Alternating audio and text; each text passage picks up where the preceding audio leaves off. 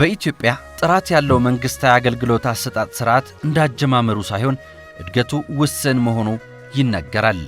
ይህንን ስንል በጥራት በቴክኖሎጂና ቀልጣፋ የአሰራር ስርዓት ዘርግቶ ከመስራት አንጻር የብዙዎች ሮሮ ይሰማበታል።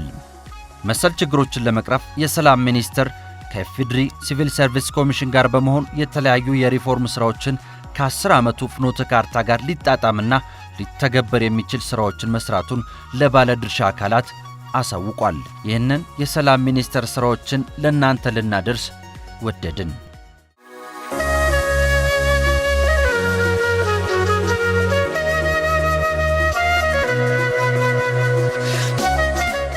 ላለፉት ዓመታት ሰላም ሚኒስቴር ሲቪል ሰርቪስ ኮሚሽን በጋራ ሆነን የጀመርናቸው ስራዎች አሉ። ከመንግስት አገልግሎት ዘርፍ ስራዎች አኳያ ይሄ ዘርፍ እንደ ሀገር ለጀመርነው ብሔራዊ የምክክር መድረክ ወይም ናሽናል ዳያሎግ አካል ነው። እንደ ሀገር ብዙ የታሪክ የፖለቲካ ውጣ ውረዶችን ያለፍን ሀገርና ህዝብ ነን። የራሳቸው መልካም ጎኖች እንደነበሩት ሁሉ ከትውልድ ወደ ትውልድ የሚወራረስ ዕዳን ትተው ያለፉ በርካታ ጉዳዮች አሉ። ምናልባት ሲቪል ሰርቪስ ኮሚሽን እና ሰላም ምን አገናኘው የሚል ጥያቄ ውስጣችሁ ይመላለስ ይሆናል። እንደ ሀገር ብዙ የቤት ስራዎች የዞሩ ድምሮች አሉን ብለን ስንል ከዛ ውስጥ አንዱ ያላጠናቀቅነው የስቴት ቢልዲንግ አጀንዳ ነው። ይሄ ስቴት ቢልዲንግ አጀንዳ ለዘላቂ ሰላም ግንባታ ስራችን መሳካቱም አለመሳካቱም ትልቅ ትርጉም አለው።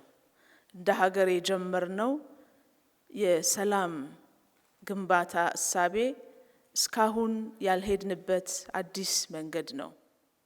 ሰላምን በሁሉም ደርዞች ማሳካት ሲቻል ብቻ ነው ዘላቂ ሰላምን ማረጋገጥ የሚቻለው የሚል ምልከታ ያለው እሳቤ ነው። እስካሁን የነበረን የሰላም እይታ አሉታዊ ሰላም ወይንም በጸጥታ ኃይሉ አማካይነት የሚጠበቅ ሰላም እንጂ የሚሰራውን የሰላም አይነት አልነበረም።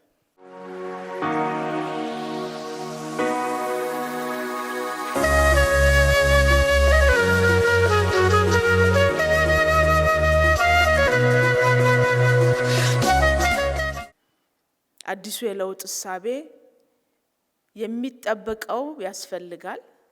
ምክንያቱም የሀገር ሉዓላዊነት፣ የህግ የበላይነት የማስከበር ጉዳዮች አብሮ ስለሚኖሩ ከዛ በላይ ግን ዘላቂ ሊሆን ከሆነ ሰላም የሚሰራው የሰላም አይነት እጅግ ተፈላጊነት ያለው ጉዳይ እንደሆነ በግልጽ ተቀምጦ አዎንታዊም ሁለንተናዊ ሰላም ማረጋገጥ አስፈላጊ እንደሆነ ግልጽ አቅጣጫ ተይዞ ወደ ስራ ተገብቷል። ይሄ ሁለንተናዊ የሰላም አይነት ውስጡ አዎንታዊ ሰላምንና ውስጣዊ ሰላምን አጣምሮ የያዘ ነው። ይሄ አዎንታዊ ሰላም የምንለው መዋቅራዊ የሆኑ የሰላም ጉዳዮችን በመፍታት ላይ ተመርኩዞ የሚረጋገጥ ነው። ለዛ ደግሞ ሲቪል ሰርቪሱ የማይተካ ሚና አለው። ምላሽ ሰጪ ሲቪል ሰርቪስ ሊኖረን ይገባል። አንዱ የሰላም መዋቅራዊ ችግር የመልካም አስተዳደር ችግር ነው። የመንግስት የምላሽ ሰጪነት አቅም ነው። ይሄ ደግሞ የጠንካራ ምላሽ ሰጪ ተቋማት ግንባታን ይጠይቃል። የሰላም ጠንቅ የሆኑ ስረ ነገሮችን መፍታት ካልቻልን ስለ ሰላም ላይ ልንነጋገር ካልሆነ በቀር እውነተኛና ዘላቂ ስለሆነው ሰላም መነጋገር አንችልም ማለት ነው። የሚሰራ ስላልነው የሰላም አይነት በህዝብ ተሳትፎ ላይ ተመስርቶ ስለሚሰራው የሰላም አይነት ህዝብ ውስጥ ያለውን የማድረግ አቅም ቆፍሮ ማውጣት የሚችለውን የሰላም አይነት ማረጋገጥ አንችልም። በሌላ መልኩ የስቴት ሶሳይቲ ሪሌሽንሺፑ እንደዚሁ አይንና ናጫ እንደሆነ ይቀጥላል ማለት ነው። በዜጎችና በመንግስት መካከል ያለው ትምምንና ትስስር እነዚህን ተቋማት በተገቢው ገንብተን ኃላፊነታቸውን እንዲወጡ ማድረግ ካልቻልን፣ ምላሽ ሰጪ እንዲሆኑ ማድረግ ካልቻልን የጎሪጥ እየተያዩ መቀጠል አይቀሬ ይሆናል ማለት ነው። ይሄ ለአንድ ሀገር ዘላቂ ሰላም፣ ልማትና የዴሞክራሲ ስርዓት ግንባታ ምን ማለት እንደሆነ ለእናንተ መንገር አያስፈልገኝም። አዲሱ የሰላም እሳቤ ሰላም በግለሰብ፣ በቤተሰብ፣ በማህበረሰብ፣ በተቋም ደረጃ መገንባት ሲችል ነው እንደ ሀገር ያለምነውን የዘላቂ ሰላም ግንባታ እውን ማድረግ የምንችለው የሚል እሳቤ ነው ያለው። የጀመርናቸው ሀገራዊ የለውጥ ስራዎች እሳቤዎቻቸው ጥልቅ፣ ተግባራዊ እንቅስቃሴያቸውም ከወትሮ የተለየ መንገድን መጓዝ የሚጠይቁ ናቸው። ለዚህ ደግሞ ጠንካራ ሲቪል ሰርቪስ ከመገንባት ውጪ የሚታሰብ አይደለም። ጠንካራ ሲቪል ሰርቪስ መገንባት ማለት የራሱን ሰላም ያረጋገጠ፣ የተቋም ሰላም ያረጋገጠ፣ አገልግሎት ፈልገው ለሚመጡ ዜጎች ክብር ያለው ዲግኒፋይድ የሆነ አገልግሎት መስጠት የሚችል ሲቪል ሰርቫንት መገንባት ስንችል የስቴት ሶሳይቲ ሪሌሽንሺፑ የተሻለ ፖዚሽን ላይ ይሆናል። ተቋሞቻችን ከፖለቲካ ነፃና ገለልተኛ ሆነው መገንባት ሲችሉ የትኛውም የህብረተሰብ ክፍል በፖለቲካ አመለካከቱ በሌላ አይነት ማንነቱ ሳይገለል ሁሉንም አይነት አገልግሎቶች በነፃና በፍትሃዊነት ማግኘት የሚችልበትን እድል መፍጠር ስንችል በዜጎችና በመንግስት መካከል ያለው ትምምን በተሻለ ደረጃ ላይ መሆን ይችላል። በሌላ መንገድ የተቋማት የምላሽ ሰጭነት አቅም የተጠናከረ ይሆናል።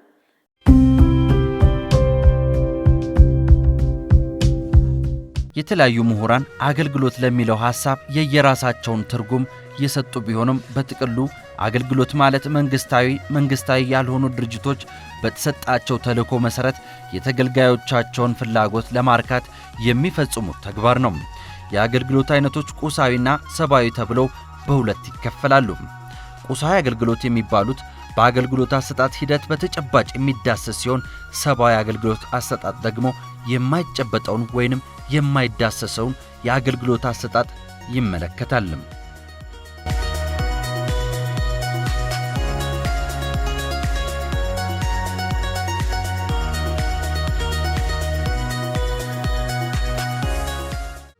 በሀገሪቱ የለውጥ ስራዎች ከተጀመሩ ጊዜ አንስቶ የተለያዩ የማሻሻያ ስራዎች እርምጃዎች ተወስደዋል። ከነዚህ መካከልም አገልግሎት አሰጣጥን ቁልፍ ጉዳይ በማድረግ የማሻሻያ ንዑስ መርሃ ግብር ሆኖ ወደ ትግበራ እንዲገባ መደረጉ፣ የአገልግሎት አሰጣጥ ማሻሻያ ፖሊሲ መውጣቱ፣ እንደዚህም ከፈጣን ለውጥ አምጪ አሰራር ጀምሮ እስከ ዜጎች ቻርተር ማዘጋጀት ድረስ የተከናወኑ ስራዎች ይጠቀሳሉ። አገልግሎት አሰጣጥን ለማሳለጥ የመሰረታዊ የሥራ ሂደት ለውጥ የመሳሰሉ የለውጥ መሳሪያዎች ያደረጉ አስተዋጽኦም ከዚሁ ጋር አብሮ የሚነሳ ነው። ከዚሁ ጋር ተያይዞ መንግስት አገልግሎት የመስጠት ግዴታ አለበት የሚለው አስተሳሰብ በህብረተሰቡ ዘንድ እየሰረጸና ጥያቄ የመሆን ባህሉም እየጎለበተ መጥቷል።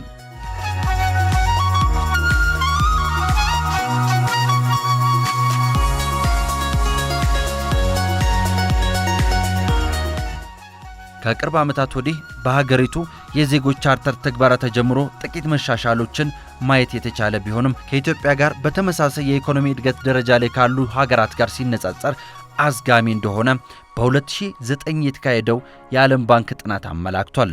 በመንግስታዊ አገልግሎት ዙሪያ ያለውን የእርካታ ሁኔታ በሚመለከት በ2009 ዓ.ም የኢትዮጵያ ሲቪል ሰርቪስ ዩኒቨርሲቲ በተመረጡ የአገልግሎት ሰጪ ተቋማት ባካሄደው ጥናት የእርካታ ደረጃው በገጠር 59.22 በመቶና በከተማ 56.7 በመቶ መሆኑ ያሳያል። መንግስታዊ አገልግሎቶችን ለማሻሻል የተለያዩ እርምጃዎች የተወሰዱ ቢሆንም በአብዛኛው መንግስታዊ አገልግሎት አሰጣጡ ዘገምተኛና የህዝብ ቅሬታን ያባባሰ ሆኖ ቀጥሏል። አሁን ባለው ሁኔታ መንግስታዊ አገልግሎቶች ግልጸኝነትና ፍትሃዊነት የሚጎድላቸው፣ በተንዛዙ ምልልስ የሚበዛባቸው፣ ጠንካራ የተጠያቂነት ስርዓት የሌላቸውና በዝምድናና ሌብነት የተተበተቡ በመሆናቸው ተገልጋዩ ቅሬታ የሚያሰማባቸው ሀገር አቀፍ የመልካም አስተዳደር ችግር መንስኤዎች ሆነው ቀጥሏል።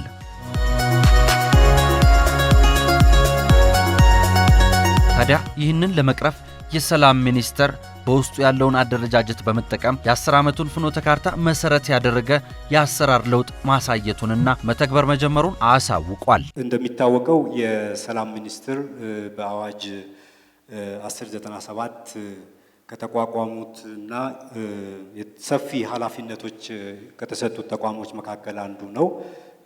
ከነዚህ ኃላፊነቶች መካከል 3 ዋና ዋና ኃላፊነቶችን ማንሳት እንችላለን። አንደኛው የአገር እና የሕዝብ ሰላም፣ ደህንነትና ነጻነት እንዲከበሩ ይሰራል፣ ያስተባብራል፣ ይመራል። እነዚህን ስራዎች ለመስራት የሚያስችሉ ስልቶችን ይነድፋል፣ የግንዛቤና የንቅናቄ ስራዎችን ያከናውናል የሚለው ነው። ሁለተኛው በወሳኝ አገራዊ ጉዳዮች ዙሪያ ብሔራዊ መግባባት እንዲፈጠር አግባብነት ካላቸው አካላት ጋር በመስራት እነዚህ ስራዎች ያስተባብራል፣ እንዲሁም የመፍትሄ ሀሳቦችን ለመንግስት ያቀርባል የሚለው ነው። የብሔራዊ መግባባት ላይ ከፍተኛ የሆኑ ስራዎችን ይሰራል ማለት ነው። ሶስተኛው እንደዚሁ አገራዊ አንድነትና መግባባትን የሚያጎለብቱ ስራዎችን አሁንም በኃላፊነት የሚሰራ መሆኑን ነው። እነዚህን ኃላፊነቶች ካየን እንደዚሁም ሌሎች ሰፊ ኃላፊነቶች የተሰጡት ተቋም ነው። በዋነኛነት ግን በሰላም ዴሞክራሲና የሀገረ መንግስት ግንባታ ሂደት ላይ በንቃት የሚሳተፍ የሚመራ የሚያስተባብር ተቋም መሆኑን ማየት ይቻላል ማለት ነው። ይህንን ለማድረግ የሚያስችል የሰላም ሚኒስቴር እንደ አንድ የማስፈጸሚያ ስልት ምክክርን እንደ ትልቅ የማስፈጸሚያ ስልት አድርጎ ነው የሚመለከተው ማለት ነው። ምክክር ስንል እንግዲህ ምክክር አዲስ ባይሆንም ኮንሰፕቱ አዲስ ባይሆንም በሀገራችን ግን እየተተገበረ ያለበት መንገድ አዲስ ሊያስብለው የሚችል ነው። ይህን ማለት የፈለኩት ምክክር ከዚህ በፊት ከለመድነው አይነት የስብሰባ ሂደቶች ወይም ደግሞ ማህበረሰብን የምናማክርበት መንገድ ከምክክር የተለየ ከመድረክ ከላይ ወደ ታች የሚፈስ አፕሮች ያለው አቅጣጫዎችን፣ ውሳኔዎችን፣ ፖሊሲዎችን ከላይ ወደ ታች የሚያፈስ አካሄድ ስንከተል ቆይተናል። በዚህ አካሄድ ግን ምክክር በዋነኛነት የጋራ መግባባትን ለመፍጠር የሚያልም ከዚህ በፊት የነበሩንን ግንዛቤዎች መለወጥ የሚያስችል ሂደት አድርገን ልንመለከተው እንችላለን።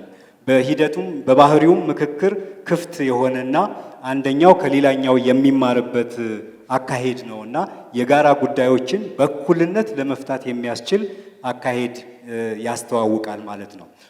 ከዚህ አንጻር ምክክር ከዚህ በፊት የያዝናቸውን አቋሞችና እምነቶች ለማሻሻል እና መልሶ ለመፈተሽ የሚያስችል የሕዝብና የተለያዩ ማህበረሰብ አካላትን ማዕከል ያደረገ ውይይት የሚለውን ማየት እንችላለን።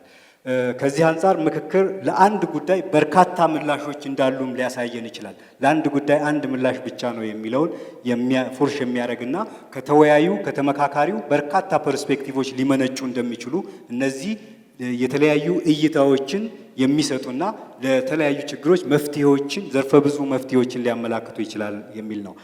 በአጭሩ ምክክር በእኩልነት ላይ የተመሰረተ ጨፍላቂ ያልሆነ ሀሳብን የሚያከብርና በሁሉም ተወያዮች እኩል አሸናፊነት የሚደመደም የሚጠናቀቅ የፖለቲካ ሂደት ነው ብለን ልናስበው እንችላለን። ከዚህ አንጻር አገራችን ለምን ምክክር ማድረግ ያስፈልጋታል የሚለው ቅድም ከተነሳው ክብርትም ካነሳችሁ 3 ዋና ዋና ጉዳዮችን ለማሳካት ምክክር ያስፈልገናል ማለት ነው። ምክክር አንደኛው ዴሊበሬቲቭ ዴሞክራሲን ፓርቲሲፔተሪ ዴሞክራሲን እንደ ሀገር እየገነባ ነው ያለነው ወይም ልንገነባው የምንፈልገው የዜጎችን የሕዝብን ሀሳብ የሚያከብር ከዜጎች የሚመነጭ የዲሞክራሲ ስርዓት መገንባት እንፈልጋለን። ያንን ለማድረግ የሚያስችል የዜጎችን አስተያየት፣ ሐሳብ የሚያከብር በተሳትፎ ላይ የተመሰረተ ዲሞክራሲን ለመፍጠር ምክክር ያስፈልገናል፣ ያስችለናል የሚለው ነው። ሁለተኛው ብሔራዊ መግባባትን ለመፍጠር የሚያስችል አካሄድ መሄድ አለብን። ከቶፕ ዳውን ጨፍላቂ የሆነ እኔ ያውቅልሃለሁ የሚል ሳይሆን ከህዝቡ በሚመነጭ እውነተኛ ፍላጎት ላይ የተመሰረተ መግባባት ለመፍጠር ያስችለናል ማለት ነው። ከመጨፍለቅ ስሜት የጸዳ ብሔራዊ መግባባትን ለመፍጠር የሚያስችል እንደዚሁም ይህ ብሔራዊ መግባባት የሀገረ መንግስት ግንባታውን ደግሞ ወደ አዲስ ምዕራፍ ለማሸጋገር ያስችላል ከሚል እሳቤ የተነሳ ናሽናል ዳያሎግ ወደ ናሽናል ኮንሰንሰስ፣ ናሽናል ኮንሰንሰስም ወደ ኔሽን ቢልዲንግ ስራችንን ወደ ተሻለ ምዕራፍ ለማሸጋገር ስለሚያስችለን ነው። በሶስተኛ ደረጃ ምክክር ቅድም እንዳልኩት ከላይ ወደ ታች በሚፈስ አቅጣጫ ብቻ ሳይሆን አገልግሎት ሰጪው የመንግስት አገልግሎት ሰጪ እንደ አንድ ኢትዮጵያዊ ዜጋ በዜግነቱ በሀገራዊ ጉዳዮችና ተግዳሮቶች በሀገራዊ አጀንዳዎች ላይ የመወያየት መብት እንዳለውም ዜጋ ጭምር መወያየት መቻል አለበት። በሀገራዊ ተግዳሮቶች በሀገራዊ ጉዳዮች ላይ እንዲወያይ እድል ይፈጥርለታል ማለት ነው። አገልግሎት ሰጪ ብቻ ሳይሆን ዜጋም ስለሆነ እንደ ዜጋ በሀገሩ ጉዳይ ላይ የመወያየት መብትም ስላለው ዜጎችን ያከበረ አገልግሎት ሰጪው ራሱ ዲግኒፋይድ የሆነ አገልግሎት እንዲሰጥ ዜጋው ማነው አገልጋዩ ራሱ መከበር መቻል አለበት። ሲከበር አገልግሎት ሰጪው ሰራተኛ ፍላጎቱን፣ ችግሮቹን፣ ተግዳሮቶቹን፣ መብቶቹን፣ ነፃነቶቹን የሚወያይበት መድረክ ያስፈልገዋል። ከዚህ አንጻር በአገልግሎት ሰጪው በተቋሞችና በሕዝብ መካከል መተማመንን ሊፈጥር ስለሚችል ነው ዳያሎግ የሚያስፈልገው ማለት ነው። ይህ ዳያሎግ ደግሞ በምን ላይ ነው የሚመሰረተው ስንል ከውጪ ኢምፖዝ በሚሆን ሊበራል ፒስ ወይም ደግሞ ሊበራል ዴሞክራቲክ ፕሪንሲፕል ላይ ብቻ የተመሰረተ ሳይሆን በሎካል ኢንዲጂኒየስ ባህል ላይ በአገራዊ እሴቶቻችን ላይ በአገራዊ ቫልዩዎቻችን ላይ የተገነባ መሆን መቻል ይኖርበታል። እነዚህ ሶስት ቁልፍ ወይም አንኳር ዓላማዎች ለማሳካት ዳያሎግ ያስፈልገናል ማለት ነው። እኛ የምንፈልገው ወይም እንደ ሀገር የሚያስፈልገን ዳያሎግ የሊበራል ዳያሎግ ፕሮሰስ አይደለም። ከዛ የተለየ ኢትዮጵያዊ የናሽናል ዳያሎግ ፕሮሰስ ያስፈልገናል በሚል የሰላም ሚኒስትር ባለፉት 1 ዓመት በእነዚህ ጉዳዮች ላይ ሲሰራ ቆይቷል ማለት ነው። እንደ ግብ የዳያሎግ ዋነኛ ግብ ቅድም ነካክቸዋለሁ፣ ኢትዮጵያዊ ይዘት ባላቸው ባህሎችና እምነቶች ወይም እሴቶች ላይ የተመሰረተ ኢትዮጵያዊ ሰላም የመገንባት አንደኛው ነው።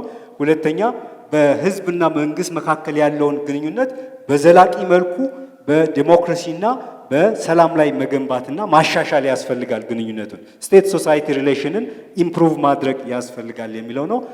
ሌላው ህዝብን መሰረት ያደረገ የፖለቲካ ምህዳር የፖለቲካ ስርዓት መፍጠር የሚለው ነው እና ይሄንን ስናይ ዘርፈ ብዙ ግቦችን ዓላማ አድርጎ የተነሳን ምክክር እንደሆነ ማየት እንችላለን።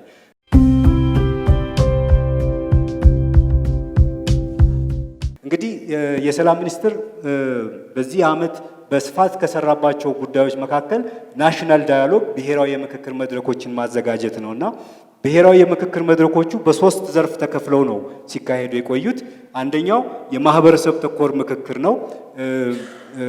ክቡራን አመራሮች እዚህ ያላችሁ እንደምታውቁት በተለያዩ ክልሎች በአሁን ሰዓት የማህበረሰብ ተኮር ምክክሮች በቀበሌና በመንደር ደረጃ በስፋት እየተካሄዱ እንዳሉ ይታወቃል።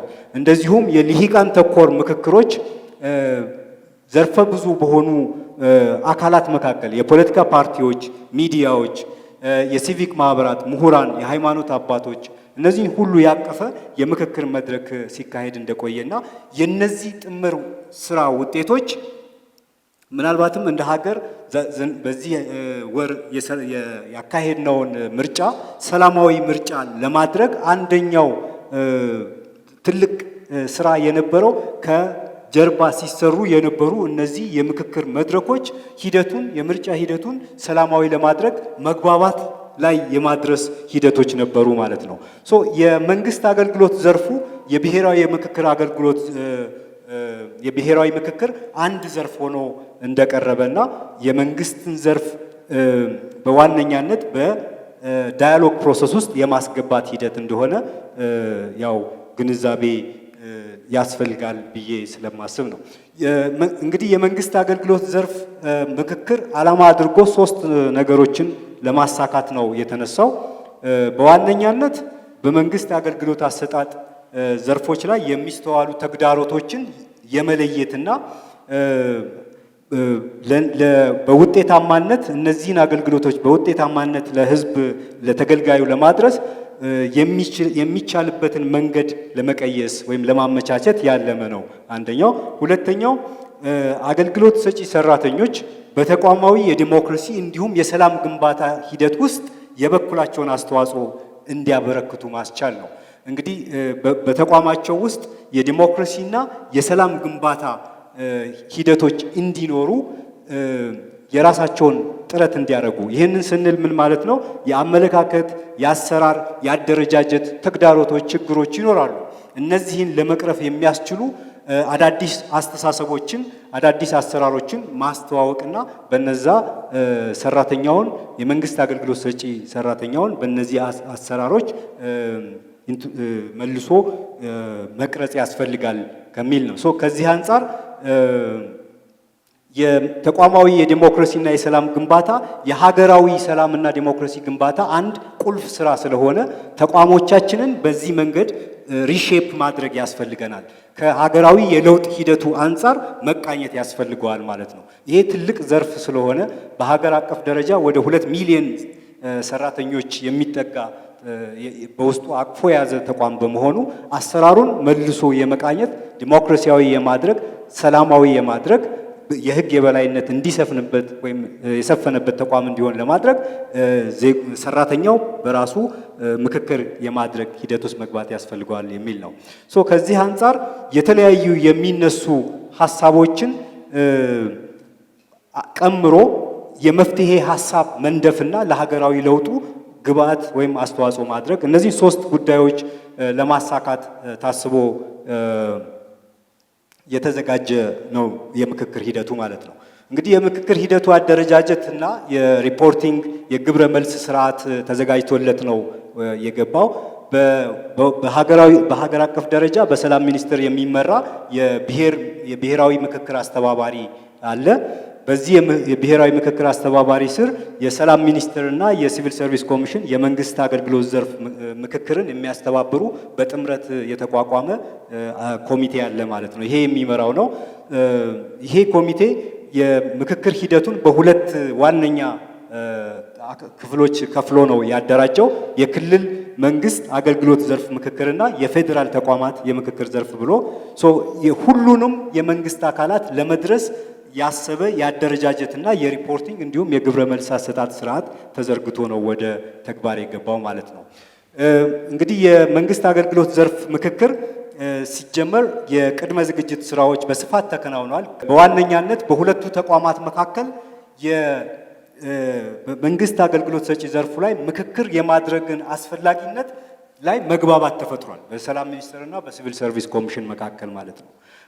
በሁለቱ ተቋማት ትብብር እና የጋራ ጥረት አስፈላጊው ዝግጅት የግብዓት አቅርቦት፣ የፋይናንስ፣ የሰው ኃይል፣ የቁሳቁስ እና የመሳሰሉ ተካሂዶ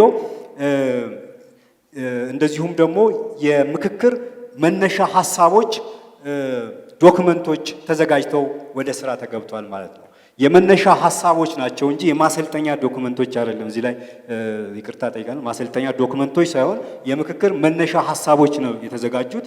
እነዚህ የመነሻ ሀሳቦች የሰላም ግንባታና ብሔራዊ ምክክር በሚል የህግ የበላይነት፣ አገልጋይ መንግስትና የዜግነት ክብር፣ የመንግስት አገልግሎት አሰጣጥ ይዞታ፣ ማህበራዊ ሀብትን ታሳቢ ያደረገ የአገልግሎት አሰጣጥ የሚሉ የመነሻ ሀሳቦች ተዘጋጅተው በእነዚህ መነሻነት ምክክር ተካሂዷል ማለት ነው።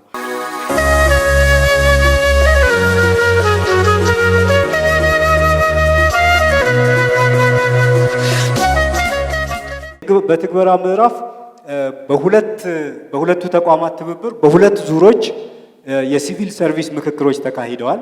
የመጀመሪያው ዙር በ7 ክላስተሮች በመላ ሀገሪቱ ያሉ የመንግስት አገልግሎት ሰጪ ዘርፉን በ7 ክላስተር በመክፈል ከየካቲት 5 እስከ 7 የአስተባባሪዎች ምክክር ያደረግንበት ነው።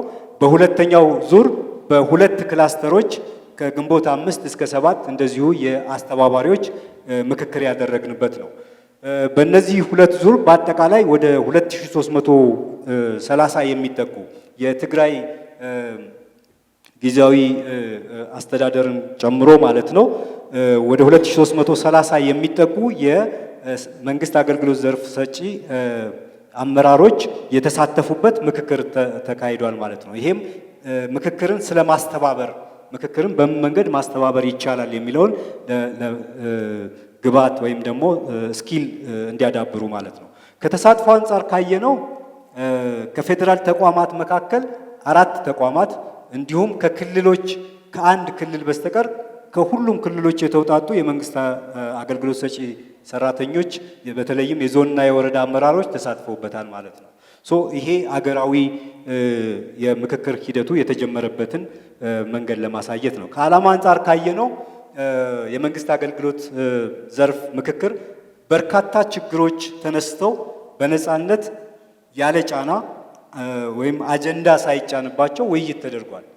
ቦተም አፕ አፕሮች ያለው ከዚህ አንጻር ነው።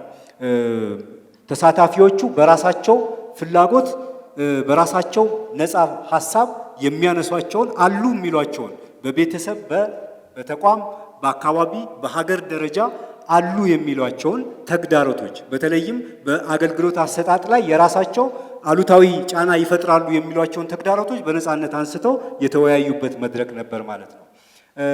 ካነሷቸውን ተግዳሮቶች ወይም ችግሮች መካከል አንደኛው እዚህ ጋር የተጠቀሱት ዋና ዋናዎቹ ችግሮች እዚህ ጋር የተጠቀሱ ናቸው። ለምሳሌ የስራ ሁኔታው ምቹ ያለመሆን የሚል፣ የህግ የበላይነት ያለመከበር፣ የስነ ምግባር መበላሸት ወይም የሙስና መንሰራፋት፣ የደሞዝ እና ጥቅማጥቅም ማነስ፣ የተፈቀደውም የደሞዝ ስኬል ተፈጻሚ ያለመሆን፣ የሰላም ማጣት፣ የሐሰተኛ ትምህርት የሚሉ በርካታ ችግሮች ተነስተው በስፋት የተወያዩበት ሂደት ነበር ማለት ነው። በዚህ ምክክር መድረክ ችግሮችን ብቻ አንስተው ተወያይተው አይደለም የሄዱት። ለነዚህ ችግሮች አሉ የሚሏቸውን መፍትሄዎች ደግሞ የጠቆሙበት መድረክ ነበር ማለት ነው። ከዚህ አንጻር የመፍትሄ ሐሳቦች ለችግሮቹ የመፍትሄ ሐሳቦች አቅርበዋል። ለቀረቡት መፍትሄ ሐሳቦች ፈጻሚ አካል ናቸው ብሎ የሚሉትንም አስቀምጠዋል፣ ለይተዋል ማለት ነው። ይሄ ትልቅ ስኬት አድርገን ልናየው እንችላለን። እንደ ግብዓት ወስደን በሚቀጥለው የኢንተርቬንሽን እነዚህ ችግሮች ላይ መፍትሄ የመስጠት የሪፖርቲንግ እና የግብረ መልስ ስርዓቱን በተጠናከረ መልኩ ማስቀጠል ያስፈልጋል። በፌዴራልም በክልልም ደረጃ የሚካሄዱ ምክክሮች የሪፖርቲንግ እና የግብረ መልስ ስርዓት ተጠናክሮ ከዛ ኢንተርቬንሽን ደግሞ ያስፈልገዋል። በሁለተኛው ዙር ለሚነሱት ችግሮች ኢንተርቪን ያስፈልገዋል፣ መልስ መሰጠት ያስፈልጋል የሚል ጥያቄዎች ይመጣሉ ማለት ነው። ለእያንዳንዱ ለሚነሱ ችግሮች በተዋረድ ምላሽ መስጠት ያስፈልጋል የሚል ነው። ያንን የማደራጀት መምራት ያስፈልጋል ማለት ነው። ይህንን መነሻ አድርጎ ወደ ሁለተኛ ደረጃ ምክክር መሸጋገርና የተነሱ ችግሮችን በተግባር 1-2 ብሎ እየፈቱ እርምጃ እየወሰዱ አመራር መስጠት የቀጣይ የመንግስት አገልግሎት ዘርፉ የቤት ስራ ይሆናል ማለት ነው። ከዚህ አንጻር በቀጣይ ልንሰራቸው ከሚገቡ ሌላው ጉዳይ አንዱ ምንድነው? በቋሚነት የሲቪል ሰርቪስ ኮሚሽን በተለይም በመንግስት አገልግሎት ዘርፍ ተኮር ምክክር በቀጣይ ዓመት በቋሚነት እንዲካሄድ ምናልባት በእቅድ ውስጥ ቢካተት ይህንን ስራ በቋሚነት መስራት ያስችላል ማለት ነው። የህግ የበላይነትን የዜጎችን ክብር ለማስጠበቅ የአንድ ጊዜ ስራ አይደለም። የሰላምን ግንባታ በተቋም ደረጃ ለማምጣት የአንድ ጊዜ የአንድ ወቅት ስራ አይደለም፣ በቋሚነት መካሄድ አለበት። እነዚህን ሜይንስትሪም ለማድረግ ዴሞክራሲን ግንባታ፣ የሰላምን ግንባታ ሜይንስትሪም ለማድረግ ተከታታይነት ያለው ቋሚ የሆነ ምክክር በተቋማት ያስፈልጋል ማለት ነው።